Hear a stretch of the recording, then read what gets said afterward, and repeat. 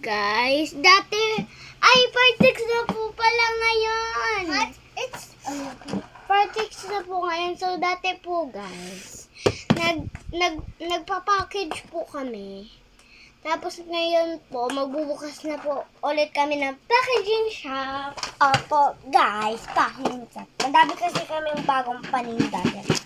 Yan pala yung pizza namin. Uuwi kasi sa Singapore. Tomorrow. Yeah. Ayun na siya. Oh, meet Bini Gwen. Binigwan even don't wear any glasses. Why am I wearing glasses? Only Maloy Yeah, is wearing that. sometimes. Maloy? Hello. Who are you? I'm your friend. Hello.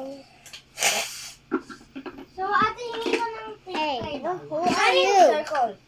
I even have a backpack. Hingi ko ng tape. Nanghingi na ako. Maghintay ko lang. Boy. Kaya, don't baksak. So guys, ayan yung packaging shop ng ate ko.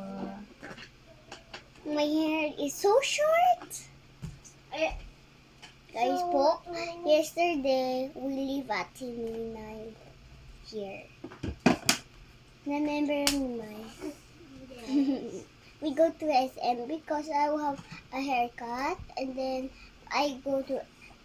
we go to the playground, and then we bought this. There. This is mine, and then this can also open this zipper, and then I just put a clip, but it doesn't come with a clip. Can I also do this, but it doesn't come with Raya, this. It's just a fluffy. Can I also sell the Labubu cards? Yeah, it's okay. Hi, you're also going to give it? Yeah. Or no? Can. Because I'll sell it, but when I sell the Labubu cards, I'll give you the money. Thank you, okay. Because it's yours, right? It's from you. You let me sell it. Yes. And then I'll give you the Promise, ha? Yeah. Okay, guys.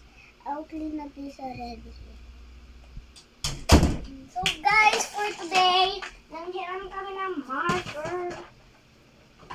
So, ito marker.